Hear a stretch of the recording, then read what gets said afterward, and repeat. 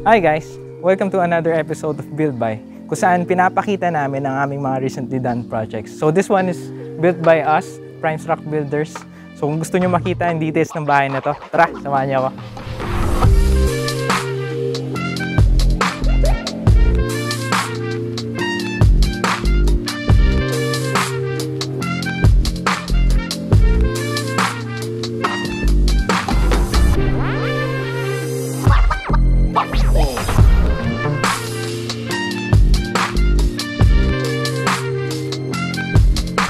So this is a 2-story, 3-bedroom house. This one is designed by GK Architects. Kung makikita nyo, very minimalist, modern, and elegant lang yung design. So kung ang hanap nyo, ang pinapagawa nyo is maliit lang, pero gusto nyo magandang-maganda, ito yung perfect house para sa inyo. So what I mean by maliit, ang lot area nito is only 150 square meters. Kaya ayun, makikita nyo, that's the power of GK Architects. So kahit maliit yung bahay, napagmukha nilang malaki. Kung gusto nyo makita yung mga designs ni GK Architects, you can search them out on Facebook. You can like and follow them as well to see their new and upcoming designs. So yun, tara, pasok naman tayo sa loob. So this is the main entry porch. So the steps are lighted. So pag gabi, kaya magandang-maganda siyang tignan. And going here is the garage. This is a 27 square meter garage. Kasyang-kasyang dito dalawang sasakyan. Dito meron din tayong service entrance para papunta sa kabilang bahay. So dahil kapatid yung kapitbahay, so meron siya sariling service entrance. And we have here yung ating wood planks. So these wood planks are cement boards. So hindi sila totoong kahoy, so hindi sila agad-agad masisira. And then we have here also the accent light to add a little bit of mood here dito sa ano. So kahit na garahe lang to, it's very well designed. And this one is going to the service area na I will show you later. So tara, pasok naman tayo sa loob. So dito ang ating main door.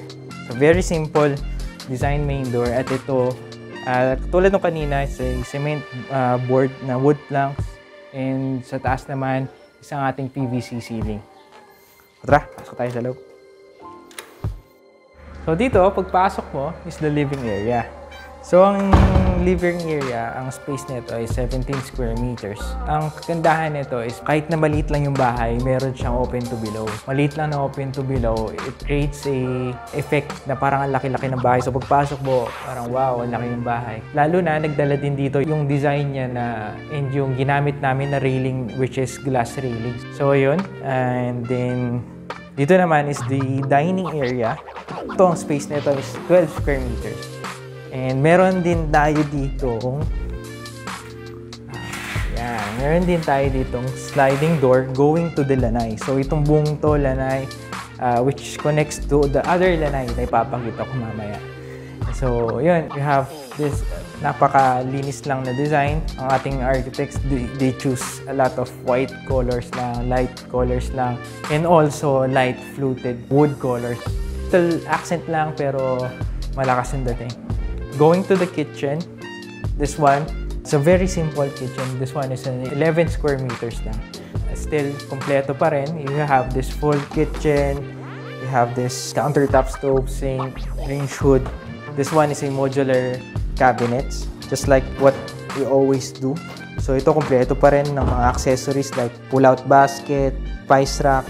So kompleto pa rin yan. Tapos dito, on the other side, we have this pantry. You can put ref here kahit lakihan mo pa, oven, and other stuffs. Kung makikita nyo, meron na mga gamit, pero actually this one, may mga konti-konti pa kaming gagawin. So hindi pa talaga sa sobrang tapos. Mayroon pa tayong idadagdag. Still, ito na halos yun. So kaya pinakita na namin sa inyo. Ito naman, this door right here is the powder room. So makikita nyo, powder room lang talaga siya. It's a toilet and sink. And this one is 2.5 square meters. So meron tayong full mirror para ma-emphasize at mapakita natin kanwaring malaki siya. So yun. And so this door right here naman is our master's bedroom. Ito yung pinakamalaking bedroom sa lahat. So now, yan.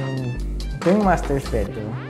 So it is spacious enough kasi ang nakatira dito talaga is medyo matanda na. Kaya talaga nandito sa baba yung master's bedroom. Spacious enough para sa mga wheelchairs and mga gamit nila. And ito yung kanilang ensuite toilet and bath.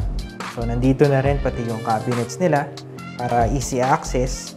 And this one, ginawang spacious talaga para sa mga wheelchairs. Kung kaya makikita nyo, meron tayong mga handrails dito, which is foldable para pag hindi kailangan gamitin ng iba, pwede nating matupi muna.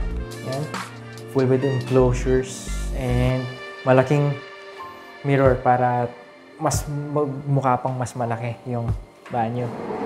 And we have here, tulad ng sabi ko sa inyo kanina, dalawa yung access natin sa lanay. So meron tayo kanina sa dining area na sliding door at dito rin sa masters meron tayo. So para pag gusto nila magpahangin, actually request nila yon, para meron silang access sa lanay area. So ito yung sliding area ng masters at ito yung sliding door ng dining area. So this one is around 19 square meters of lanay area. So this one is leading to the front door at meron din tayong ramp for the wheelchairs. So yun, balik tayo sa loob. So ayan. Meron tayong screen, sliding door screen. So proceed naman tayo sa next. So tara, punta naman tayo sa taas. So dito, bago tayo pumunta pala sa taas, so dito meron tayong, this is the stairs. Itong railing natin sa tempered glass railing. So seamless lang talaga para malinis. And dito, ginawa natin sa baba ng stairs, naglagay tayo ng mga shelves, drawers for some storage. Dito meron din tayong talagang storage. So yan, yung mga gamit na. Alright. Punta naman tayo sa taas. And then the steps naman, mahogany wood ang ginamit natin. Tapos ginawa natin ni natural varnish lang natin, clear varnish lang, para lumitaw lang yung kulay talaga ng kahoy. So pagpasok mo naman dito, pagtaas mo dito, dito yung dalawang bedroom. Actually parehas lang sila. Mirror lang sila. So ito, yung isang bedroom. So complete with cabinet. Yan, tapos dito yung kama mo. Pares na pares lang sa kabila. So this one is an 8 square meters bedroom. Sakto lang. Cute na cute lang. Ito naman yung common bathroom nilang dalawa. Okay. So this is a 3 square meters bathroom. Ito full toilet and bath na. And ito yung isang bedroom. Nag-iba lang yung orientation ng pinto nila kasi ayaw nila ng tapatan kasi alam nyo nasa feng shui. Pero parehas na parehas na. So ganun din, standard cabinet, and yun. This is still an 8 square meters bedroom. So dito, ito na yung open to below area natin. So dito pwede pa to kahit na maliit na coffee table, parang small family area lang. So dito, tanaw mo yung living area sa baba at yung main entrance. Right? So dito naman is our balcony. Alright. So this one, makikita nyo, two-face yung door kasi doon sa loob para same pa rin sila ng team. And then sa labas, para makita yung fluted natin na tuloy-tuloy dito. So we have this fluted design, charcoal gray. And then we have this, kumukha nun dun sa harap na parang marble, cement-like finish na tiles. And then we have here yung kabuka din ng sa baba na wood planks. And then makita nyo dito, ang buong balcony railing natin is glass. This is a 10mm tempered glass and seamless, no handles, para mas malinis tignan. Ang size nito is around 8.5 square meters. Kahit maglagay ka pa ng tables and chairs dito, you can have breakfast in here, chill dito, diba? So yun, balik tayo sa baba. So before I explain to you yung mga ibang details of the construction and the costing, puntahan lang natin sa gilid yung service area. So dito naman sa ating service yard, so it's directly right into the kitchen. At meron din access dito sa garage. So para pag may dala kayo, accessible siya sa service area, accessible siya sa kitchen. This is 11 square meters service yard. So tara, pasok tayo ulit sa loob to explain some details.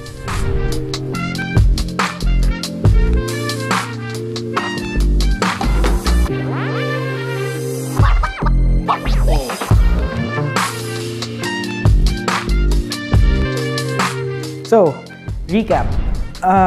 The floor area of this house is 155 square meters sa 150 square meters na lot. Ang total livable area nito sa loob, sa ground floor, is 150 square meters at sa taas naman is the 55 square meters. Now, the cost. So, the cost of this house is roughly around 4.5 to 5 million, including na yung mga interior furnishings na pina-additional ng client. Every project is customizable depending sa lahat ng gusto nyo. So, ang planning nito and design nito is all customized sa kusino at anong purpose ni client. It's all on the hands of client, and our architects and engineers are here for you to guide the clients kung anong maganda and best way possible na lilitaw yung bahay nila.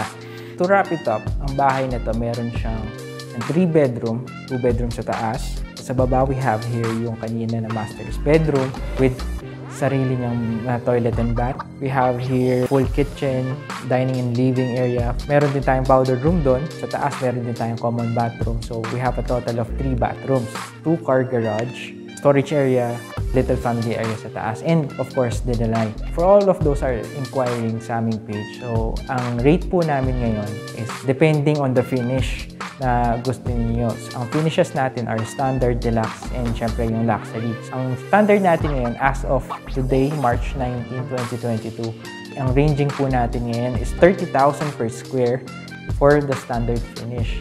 So ano ba yung nandun dun sa standard finish? So yun, pag standard finish, standard talaga, standard yung sizes ng mga windows, doors, choices of materials, lahat po tayo natin standard, and ceiling plain, and yun. So, ano naman pinagkaiba sa luxury naman? Sa luxury, we have bigger windows, wood ceiling, wood floorings. Yan mga yan, high-end na yan. Itong bahay na to, this house is so in between. So, in between siya ng standard and luxury. We call it the deluxe finish. Kaya, meron some parts nito na beyond standard, like yung mga glass railings niya. And we have incorporated some of the wall treatment like yung fluted, ceiling treatment sa labas like yung sa mga eaves natin and sa porch area. So, mix siya. Naglalaro yun ng mga around 35,000 per square meters. Yun. So, if you're interested to our services, you can message us directly sa aming numbers that are flashed in the screen. Also, you can message us. You can see our Facebook. You can like and follow it as well para makita nyo yung aming mga upcoming and ongoing projects. And syempre, don't forget to like and subscribe sa aming YouTube channel. So, para updated kayo sa mga nare-release naming mga bagong projects. So, that's it guys. See you on another episode of Built by Primes Rock Builders.